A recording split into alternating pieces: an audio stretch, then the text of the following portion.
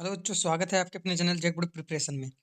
Class 11th का Hindi elective Hindi ऐच्छिक का जो है आप लोग के लिए 40 इंपॉर्टेंट क्वेश्चन लेकर आए हैं। तो वीडियो को पूरा देखिए। चलिए शुरू करते हैं। शुरू करने से पहले अगर चैनल में आप पहली बार हैं तो चैनल को सब्सक्राइब कर लीजिए। और आप लोग के लिए जो है वो न्यू बैच 1 मार्च से शुरू कर रहे हैं, उसमें कि आप लोग का हर सब्जेक्ट का जो है आप लोग को important question video chapter wise जो है भी टॉपिक है उसका क्लियर करके जो है बताया जाएगा। तो चैनल से जुड़े रहिए। शुरू करते हैं गद्यांश से। सबसे पहले गद्यांश रहेगा और प्रश्न के लिए जो है वो 4 प्रश्न का उत्तर देना रहेगा। 4 प्रश्न रहेगा इससे गद्यांश से। बोला कि आज के दौर में तनाव ज़िंदगी का अभिन्न हिस्सा है। मतलब हर व्यक्ति को जो है वो किसी न किसी प्रकार का टेंशन है ना, तनाव रहता ही रहता है। बन चुका है। हँसी से तनाव पैदा करने वाले हार्मोन का स्तर कम होता है ना?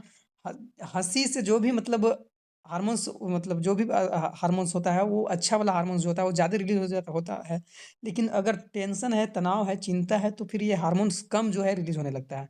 हँसी कुदरत का अनमोल उपहार है। व्यक्ति को मतलब हँसी-खुशी जो जीवन रहना चाहिए। जहाँ दिल खोलकर हँसने का जो है हँसना रूह को निखारता है, वहीं तनाव भी जो है अचूक दवा है ना? हँसना इम्यून सिस्टम को जो है सक्रिय करता है। मतलब हँसने से जो है मतलब इम्यूनिटी जो है बूस्ट होता है तथा दिल का जो है सबसे अच्छा व्यायाम भी होता है हँसने से। तो सुबह का स्वागत हम खुद को दर्पण में मुस्कुराते हुए देखकर करें। पूरा दिन जो है उत्साह और ताज़गी से मतलब गुज़रेगा। मतलब अगर उस उठने के साथ जो है आप लोग मुस्कुराते हुए उठिएगा ना तो पूरा दिन जो है उसका ताज़गी से भरा रहेगा। हँसी पर जो है पैसा तथा टैक्स भी नहीं लगता और हँसने में कोई भी पैसा नहीं लगता है ना? तो व्यक्ति को हँसना ही चाहिए।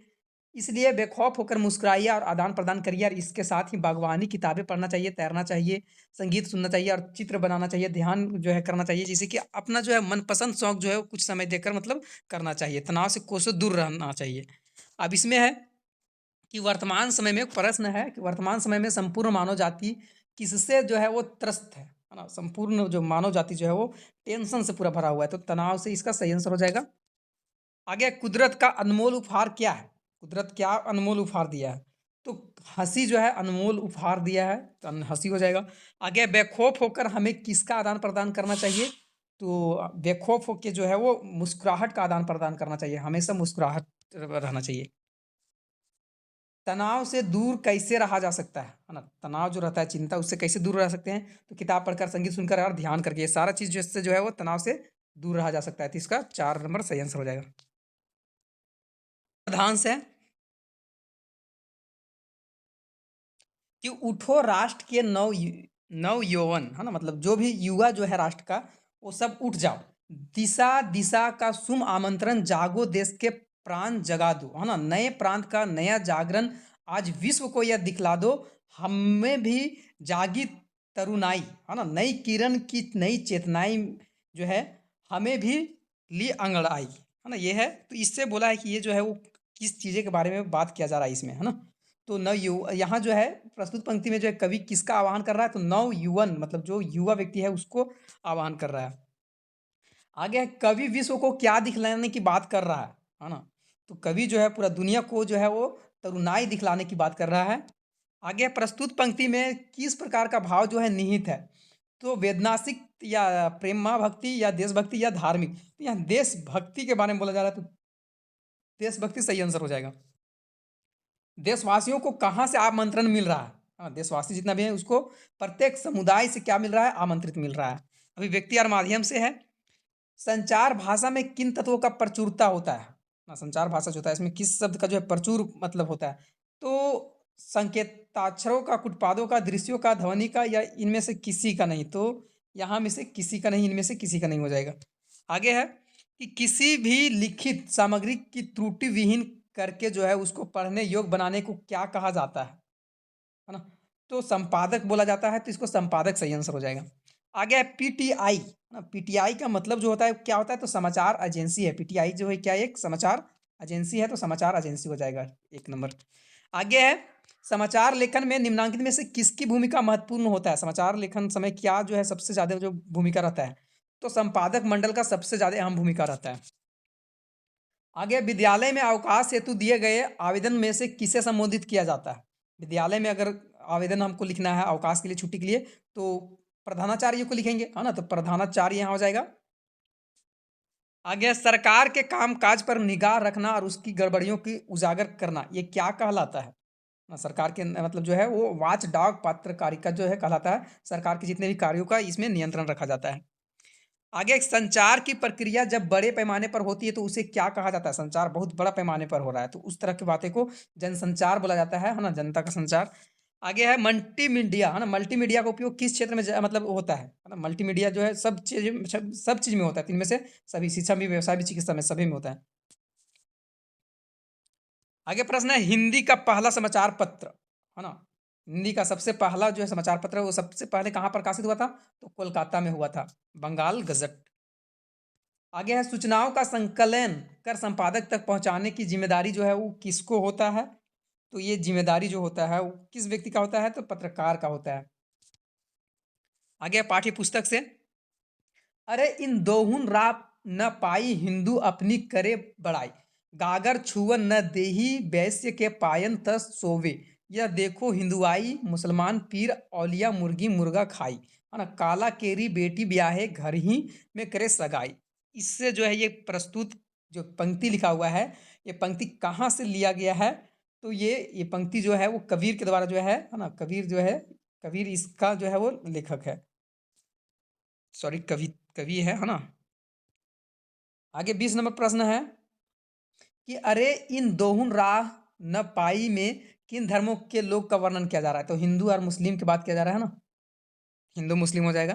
आगे हिंदू अपनी बड़ाई करते हैं परंतु किसके पैरों तले सोते हैं? हिंदू तो अपनी मतलब बड़ाई करते हैं लेकिन वो किसके पैर के नीचे सोते हैं? तो वैश्य के नीचे सोते हैं। तो ये वैश्य के यहाँ बात किया जा रहा है। खाला का अर्थ क्या होता है ना? खाला खाला जो इसका अर्थ होता है मौसी, है ना? खाला का मतलब क्या होता है? मौसी। आगे कबीर के पदों में किस पर व्यंग किया गया है ना? कबीर के जो भी पद है इसमें किसका व्यंग किया गया है? तो बाह्यबंडर का, धार्मिक कुरीतियों का, दोनों का किया गया है।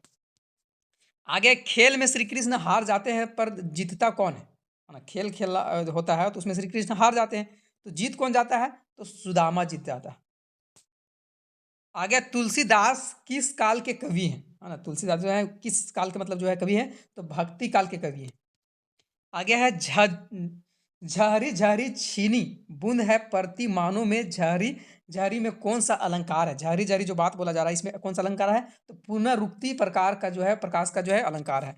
आगे महादेवी वर्मा किसका त्याग करके जो है अपना कर्तव्य पथ पर अग्रसर होने की जो है प्रेरणा दे रही है ना? तो इसमें जो है 27 का निद्रा आलस है सपनों, इनमें से सभी तीनों मतलब तीनों में तीनों ऑप्शन सही हो जाएगा, है ना? तीनों सही हो सकता है तो आप कोई भी मारिए तो तीनों सही हो जाएगा, है ना? कोई भी सही होगा। आगे है मानो और सुखियां महीना भर पहले इस पर काम करने आए थे, उसका काम देखकर ही अक्सर असगर जो है वो ठेकेदार ने शुक्रिया जो था शुक्रिया का ईंट पाथने का काम दिया था। 1000 ईंटे के जो है रेट मजदूरी तय कर दिया गया था। भट्टे पर लगने पर 30 मजदूर जो है काम करते थे। तो अब यहाँ जो है प्रस्तुत गद्यांश जो है वो किस पाठ से लिया गया है? जो बात यहाँ लिखा गया है तो किस पाठ से है? तो खानाब दोष पाठ से है। आगे गद्यांश के अनुसार मजदूर की संख्या कितनी थी? तो अभी बताएं 30, है ना? तो टोटल कितना आ जाएगा? 30।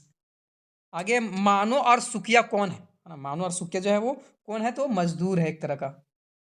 क्या है? मजदूर। आगे है खानाबदोश कहानी में भट्टे का ठेकेदार जो था वो कौन था? तो अक्सर है ना? असगर, सॉरी असगर। आगे है उसकी माँ कहानी का लेखक नौकर के हाथ में किसके कार्ड देखकर जो है वो थोड़ा घबरा सा गया था, है ना? तो पुलिस सुपरिटेंडेंट का हो जाएगा, पुलिस सुपरिटेंडेंट। आगे है बलिया के ददरी मेले में भारतवर्ष के उन्नति कैसे हो, है ना? विषय दिया गया है ना? किस विषय में जो है वो? तो ये जो है विषय भारतेंदु हरिश्चंद्र के द्वारा जो है ये दिया गया है। ज्योतिबा फुले ने जो है आदर्श परिवार किसको माना है? ज्योतिबा फुले के द्वारा आदर्श परिवार किस तरह के मतलब लोगों को माना गया है? तो आप लोग के सामने ऑप्शन है। तो यहाँ जो हो जाएगा पिता बौद्ध, माता ईसाई, बेटी मुसलमान और 72 जो है सत्यधर्मी को जो है वो ज्योतिबा फुले आदर्श जो है परिवार को माना है। आगे खानाबदोश कहानी में महेश को किसकी लत लग गया था? है ना? खानाबदोश कहानी है और उसमें महेश को किसी चीज का लत लग जाता है। किस चीज का? तो शराब का लत लग जाता है। आगे है दोपहर का भोजन कहानी की मुख्य पात्र सिद्धेश्वरी के छोटे लड़के का नाम जो था वो क्या था? तो प्रमोद नाम था।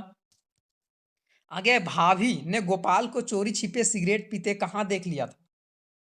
है ना? तो गैलरी में, है ना? गैलरी में देखा था। आगे है मक मकबूल ने आयल कलर की ट्यूब खरीदने के लिए जो है अपनी कौन-सी जो है वो किताब बेच दिया था। तो भूगोल और इतिहास की किताब को बेच दिया था और ये ऑयल कलर ट्यूब खरीदा था। आवारा मसीहा उपन्यास किस साहित्यकार के जीवन पर जो है वो आधारित है? तो शरत चंद्र, है ना? चट्टोपाध्याय जो है इस पर आधारित है। लास्ट क्वेश्चन है कि शरत चंद्र की ननिहाल में जो है किस बात का जो था वो निषेध था, है ना? मतलब वो नहीं करना था शौक पालना, है ना? इसका सही आंसर शौक पालना हो जाएगा। तो ये आप लोग का 40 इंपॉर्टेंट क्वेश्चन था।